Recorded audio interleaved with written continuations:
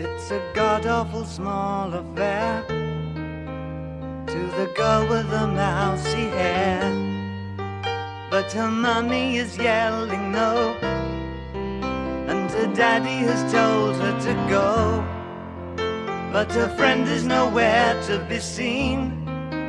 Now she walks through her sunken dream to the seat with the clearest view, and she's hooked to the silver screen. But the film is a sad thing for she's lived it 10 times or more. She could spit in the eyes of fools if they ask her to focus on sailors fighting in the dance hall. Oh man, look at those cavemen go. It's the freakiest show. Take a look at the old man beating up the wrong guy. Oh man, wonder if you'll ever know who's in the best-selling show. Is their life on Mars?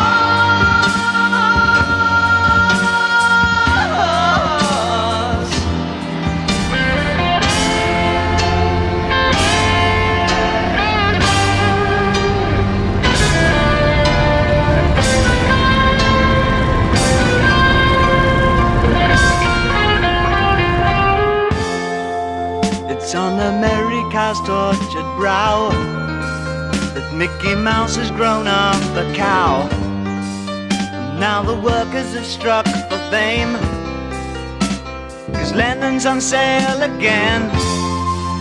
See the mice in their million hordes, from Ibiza to the Norfolk Broads. Rule Britannia is out of bounds, to my mother, my dog and clowns. But the film is a sad thing for, 'cause I wrote it 10 times or more. It's about to be writ again, as I ask you to focus on sailors fighting in the dance hall. Oh man, look at those cavemen go. It's the freakiest show. Take a look at the old man beating up the wrong guy. Oh man, wonder if you'll ever know who's in the best-selling show. Is their life on Mars?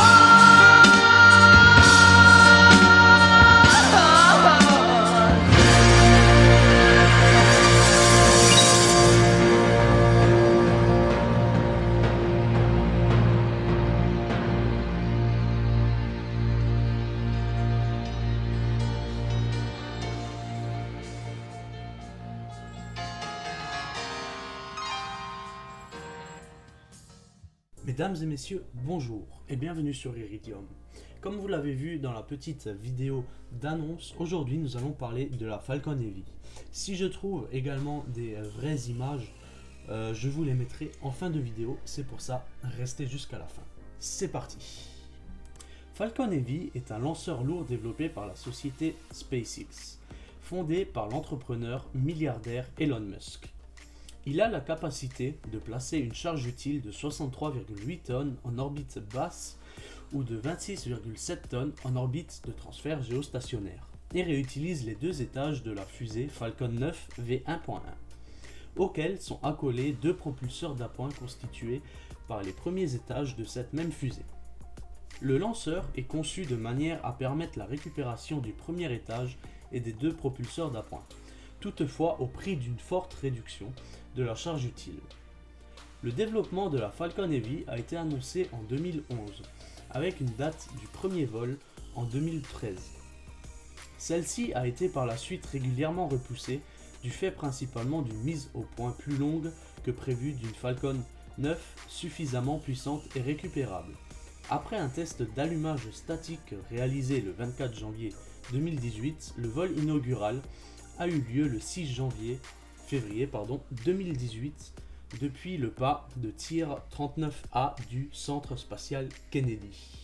Au milieu des années 2000, la société SpaceX, qui développe son lanceur Falcon 9, premier vol en 2010, annonce qu'elle réalisera une version lourde de cette fusée en accolant 2 premiers étages supplémentaires, reprenant l'architecture de la Delta IV Heavy.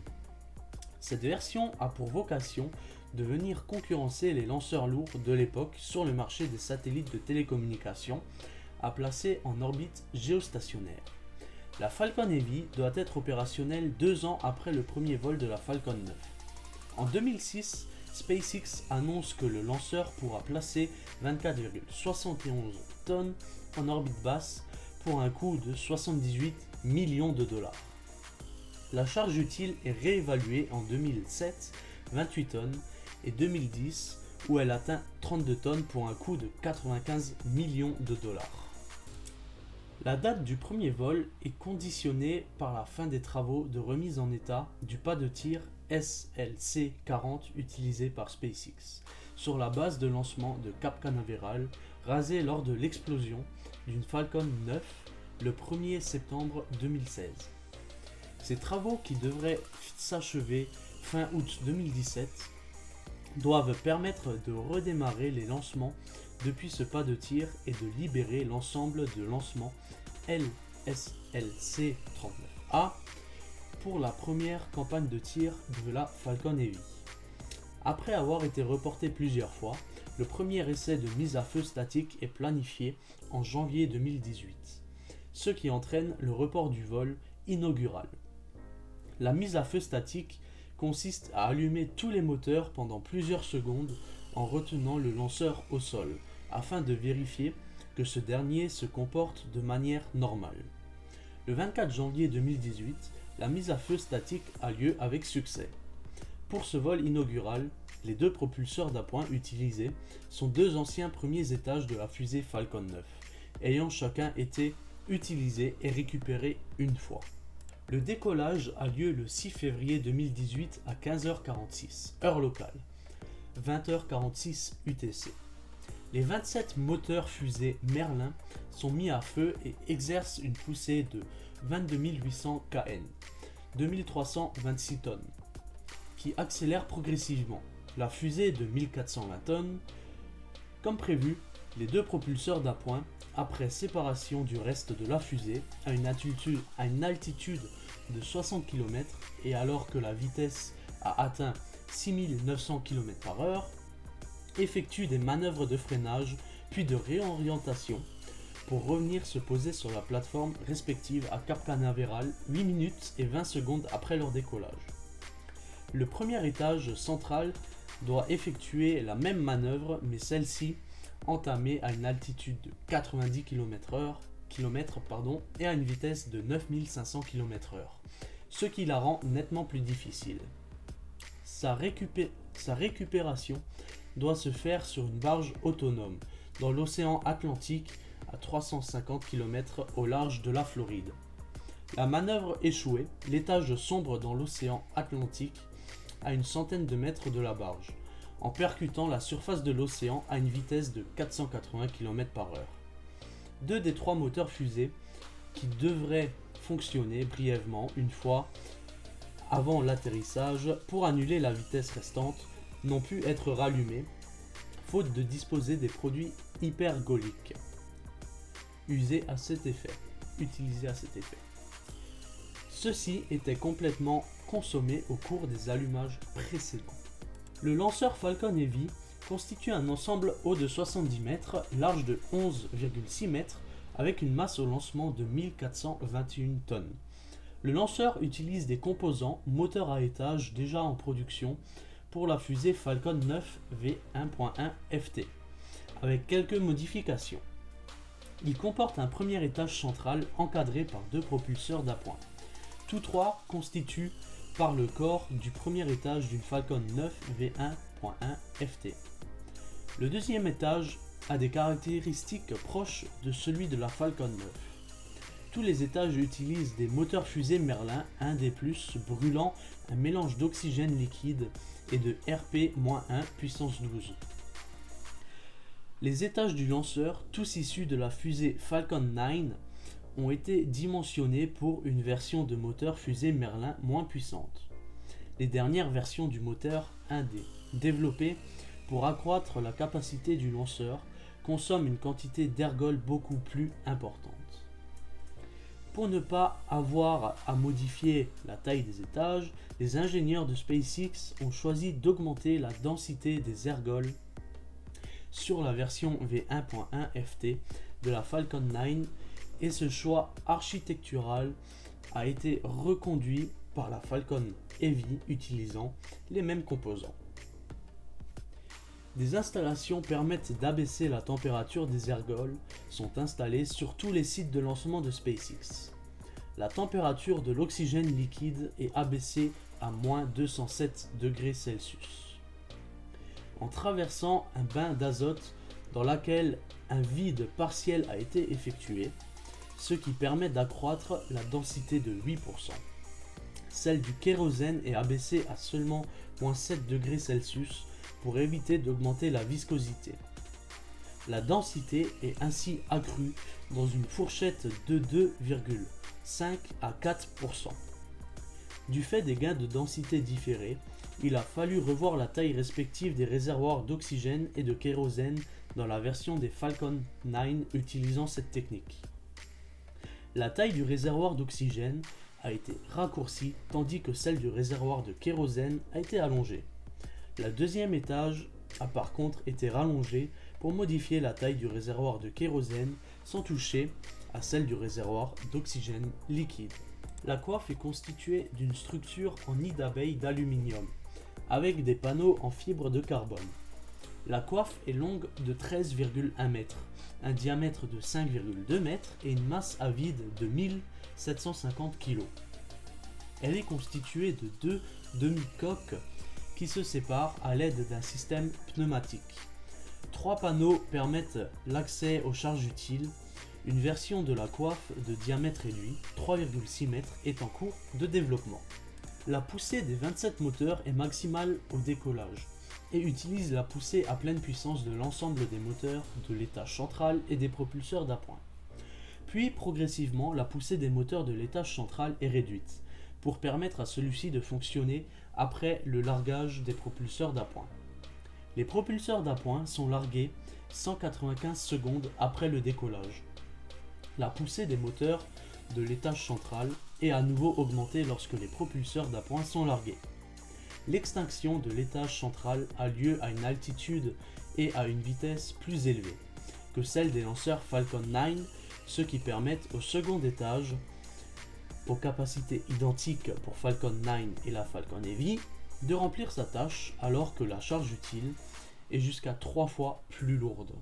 Comme c'est déjà le cas avec son lanceur Falcon 9, SpaceX a conçu son lanceur de manière à pouvoir récupérer les premières et les 2 propulseurs d'appoint de la Falcon Heavy. Les 3 étages, une fois largués, sont ramenés sur Terre par une série de manœuvres propulsives, un vol guidé dans l'atmosphère avant un atterrissage final en douceur sur un train d'atterrissage comportant 4 pieds. La trajectoire de retour est conçue de manière que les propulseurs d'appoint reviennent sur le site d'où le lanceur a décollé pour réduire les coûts induits par le transport et les manutentions qu'implique un atterrissage sur un site éloigné, dans le cas présent une barge autonome. L'étage central, qui a une durée plus loin de la base de lancement, son retour sur le site nécessaire de disposer d'une quantité d'ergols qui pénaliserait toutes les performances du lanceur. Ainsi, SpaceX fait atterrir l'étage central sur une barge qui est positionnée à plusieurs centaines de kilomètres de la côte. Bon, alors voilà, je vous ai à peu près résumé le plus gros de Falcon Heavy. Maintenant, je vais vous montrer une vidéo récapitulative comment se déroule le lancement de la Falcon Heavy. Sur ce, moi j'espère que cette vidéo vous aura plu. N'hésitez pas à liker, à commenter, à vous abonner et surtout activer la cloche. Peace! It's a god-awful small affair to the girl with the mousy hair, but her mummy is yelling no, and her daddy has told her to go. but her friend is nowhere to be seen. Now she walks through her sunken dream to the seat with the clearest view, and she's hooked to the silver screen. But the film is a sad thing for she's lived it 10 times or more. She could spit in the eyes of fools if they ask her to focus on sailors fighting in the dance hall. Oh man, look at those cavemen go.